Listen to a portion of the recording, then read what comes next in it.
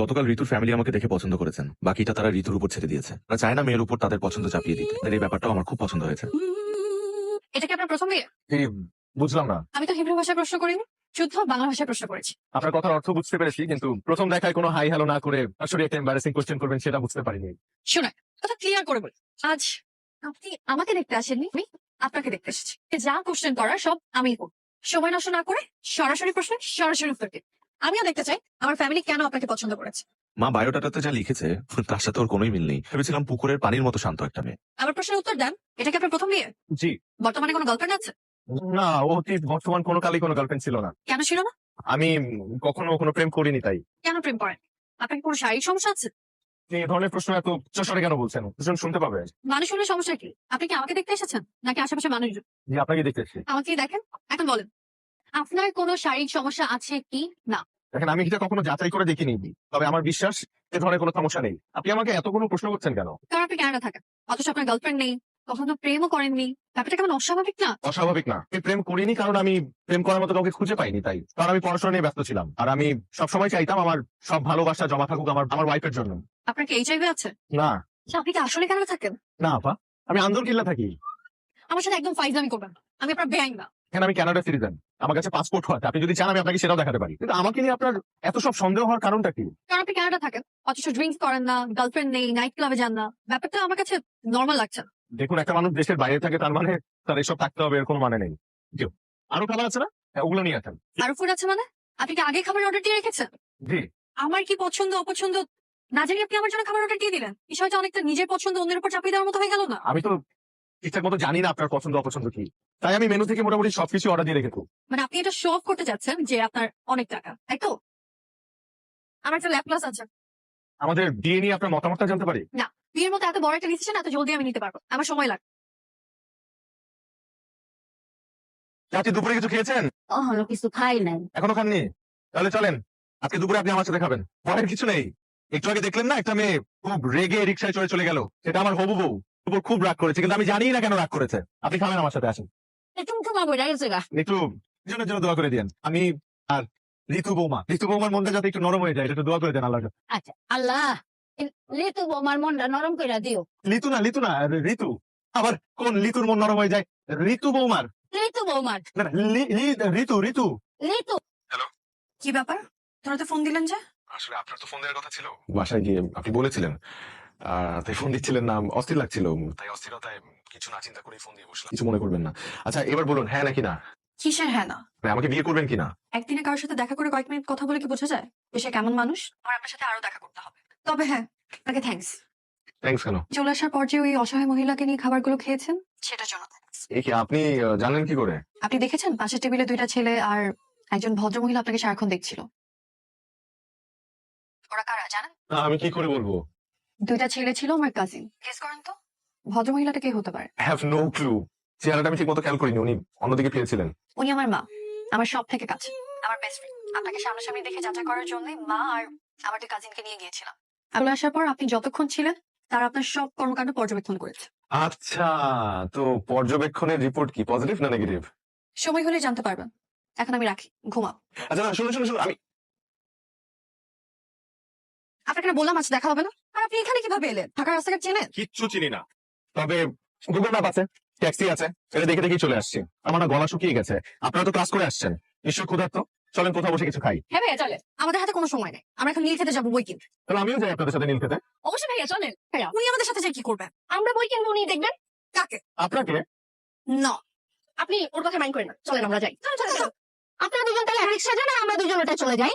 আর রিক্সা হচ্ছে দুজন মানুষের কাছাকাছি আসা সব থেকে ভালো মাধ্যম। কাল ঘটক বাসায় ফোন করে বললো আপনি নাকি আমাকে বিয়ে করবেন বলে ফাইনাল ডিসিশন নিয়েছেন। কারণটা কি জানতে পারি? আমার মধ্যে এমন কি আছে যে আপনার আমাকে বিয়ে করতে হবে? আপনার ছবি যেদিন আমি প্রথম দেখেছি, সেদিন আপনার ছবি দেখে আমার কাছে মনে হয়েছে যে এই মানুষটা আমার খুব আপন। যখন সরাসরি আপনার সাথে আমার দেখা হলো, তারপর মনে হয়েছে আপনার জন্য এতদিন অপেক্ষা করছিলাম। আপনি সিনেমার ডায়লগ। আচ্ছা, আমি যদি এই বিয়েতে রাজি না হই? এটা পুরোপুরি আপনার সিদ্ধান্ত। আপনাকে রাজি করার জন্য আমি শেষ পর্যন্ত চেষ্টা করে যাব। বিষয়টা একটু বেশি হ্যাঙ্গার হয়ে যাচ্ছে না? কোথায় সেটেল হবে? বাংলাদেশ নাকি কানাডা? আপনি যেখানে বলবেন।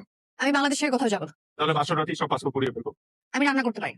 গুড় মুড়ি চিরা দিয়ে সারা জীবন কাটিয়ে দিব, পেটের জন্য ভালো। আমার সোপ অ্যালার্জি, আমি কাপড় ধুতে পারি। ওয়াশিং মেশিন আছে। আমি কারোর সাথে রুম শেয়ার করতে পারি না। ড্রয়িং রুম আছে, সোফা আছে, সোফায় কাটিয়ে দিব ঘুমিয়ে।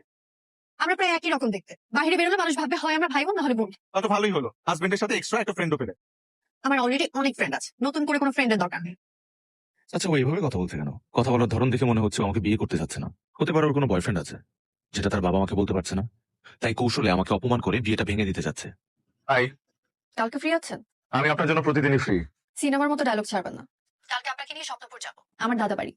ওখানে আমার এই দুনিয়ার সবচেয়ে প্রিয় মানুষ থাকে, উনি আপনাকে দেখতে চেয়েছেন। কেউ নেই। আমার দাদি। কালকে আমরা একসাথে রিক্সায় চললাম, কিন্তু আজকে আপনি আমাকে আপনার পাশেই বসতে দিলেন না। কারণ আমি চাই না গাড়ির ব্যাক সিটে আমার পাশে অন্য কোনো পুরুষ বসবে। আমার পাশের সিটে শুধু আমার হাজবেন্ড বসবে। আমি তার হাত ধরে কাঁধে মাথা রেখে বসবো। গাড়ির খোলা জানালা দিয়ে যখন এলোমেলো বাতাসে আমার চুলগুলো লেপটে যাবে, সে পরম মমতায় চুলগুলো সরিয়ে দিবে। ওনারা হচ্ছে আমার চাচা চাচি, ছোট মা আর ছোট বাবা বলে ডাকি। এটা হচ্ছে আমার বান্ধবী। আসসালামু আলাইকুম। ওয়ালাইকুম সালাম। লেট মি গেস, আপনি সুচিত্রা সেন। যা তো বলছো, আমি সুচিত্রা সেন হতে যাবো কেন? আমি তো ঋতুর দাদি। হয়েছে, আর ফাজলামো করতে হবে না, এবার চলো একসাথে নাস্তা করি। দাদি, হ্যাঁ, আমি একটু উত্তম কুমারের সাথে দেখা করতে চাই। উত্তম কুমারটা আবার কি? আপনার উত্তম কুমার, মানে দাদা। কে এটা? আপনাকে দেখে তো আমি চিনতেই পারিনি। তুই কি কানাডা তো লুঙ্গি পরেন নাকি? না না, this is the first time. আরে আমি পড়াই দিছি। জানেন, আমি জাস্ট 2 মিনিটে পুকুরে এই পার থেকে ওই পারে সাঁতরে গিয়েছি। আপনি পুকুরে নামেন। আপনার ওই পারে যেতে কতক্ষণ লাগে? ভাইয়া আপনি একটু সামনে যান। তাড়াতাড়ি তাড়াতাড়ি।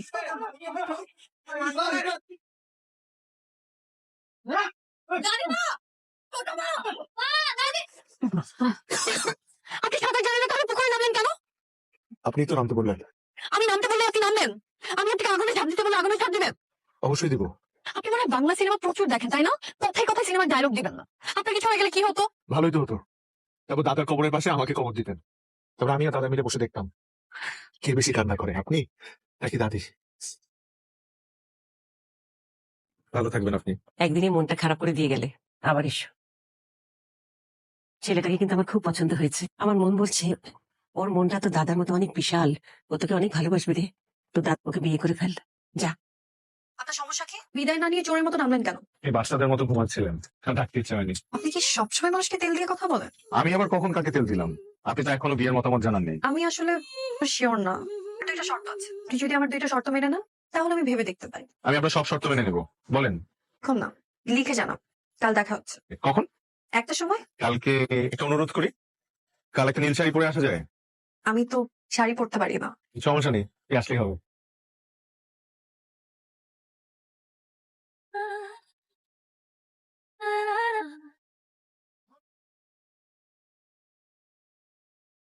হ্যালো, আসসালামু আলাইকুম আন্টি। আঙ্কেল কি হয়েছে? আমাদের সব শেষ হয়ে গেছে। আন্টি আমার আর বাঁচবে না। তো কি হয়েছে? আমার মেয়েটা সারাটা রাত ঘুমায়নি, আমাকে আর ওর বাবাকে সারাটা রাত জ্বালাতন করেছে। কিভাবে সাজবে, মানে কোন দুল পড়বে, হাজারো প্রশ্ন।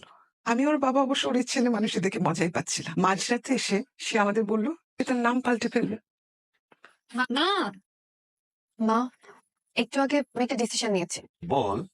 আমি আমার ঋতু নাম পাল্টে ফেলবো। আমার নাম রাখবো বৃষ্টি। রাতে এই সিদ্ধান্ত নেওয়ার কারণটা কি? ওর নাম মেঘ, তাই এখন থেকে আমার নাম বৃষ্টি। মেঘের বৃষ্টি। আমি কল্পনায় স্বপ্নে ঠিক যেমন মানুষকে চেয়েছি, ও ঠিক সেরকম। আমার মেয়েটা যে তোমাকে কত পছন্দ করে তুমি সেটা জানো না। তোমার সাথে ও খারাপ ব্যবহার করেছিল না, সেটা দেখার জন্য তুমি কিভাবে রিয়াক্ট করো। তুমি ওকে বলেছিলে না নীল শাড়ি পরে যেতে? আমার খুব ভালো নীল শাড়ি ছিল না, সেটার জন্য যে আমাকে কত কথা শুনিয়েছে। মা, মা তোমার কাছে নীল শাড়ি আছে? না, নীল শাড়ি তো নাই। একটা মহিলা সংগ্রহে নীল শাড়ি থাকবে না? নীল শাড়ি দিয়ে কি করবি তুই? মেঘ পরে যেতে বলেছে। নীল শাড়ি লাগবে? হুম। দে, সকালবেলা মার্কেটে নিয়ে যাবো, নীল শাড়ি কিনে দেবো। সকালে ওকে নিয়ে মার্কেটে গেলাম, নীল শাড়ি কিনে দিলাম। তুমি একটু বসো, আমি মেঘের জন্য ফুল কিনে নিয়ে আসি। তবে একটু তাড়াতাড়ি করিস, হ্যাঁ? ওকে।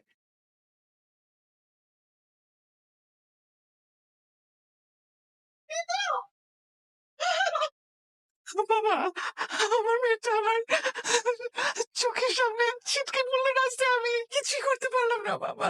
আমার চোখের সামনে আমার মেয়েটা। আমরা আমাদের মতো চেষ্টা করছি, আপনারা যে কোনো সংবাদ শোনার জন্য মানসিক প্রস্তুতি রাখুন। সাইনটা কি আমি করতে পারি? আপনি রোগীর কে হন? আমি ওর হাজবেন্ড। ডক্টর, আমি কি তোর সাথে দেখা করতে পারি? Only for 2 minutes. রোগীকে এমন কিছু বলুন যেন তার মনের মধ্যে বাঁচার জন্য তীব্র আকাঙ্ক্ষা জেগে ওঠে। আপনার কাছে আমার 2টা শর্ত আছে। শর্ত নাম্বার 1, কমপক্ষে 5টা বাচ্চা আনবেন।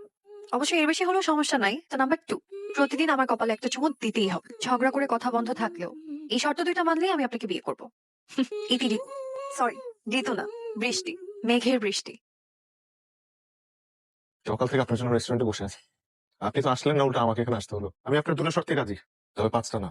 আল্লাহ যতদিন তৌফিক দেয় বাচ্চা নিতেই থাকবো। আপনি নিজে কনফিউজড হয়ে যাবেন। আর 1টা মিনিট ধৈর্য ধর, এর প্রতি ইচ্ছে মতো কাঁদিস। আর শুনেন, আপনার হাজবেন্ড হয়ে আপনি সব পেপারসে সই করে দিয়েছে। হাসপাতালে সবাই জানে আপনার হাজবেন্ড। মরার চিন্তা বাদ দেন, দ্রুত সুস্থ হয়ে ওঠেন। We are extremely sorry. She is no more.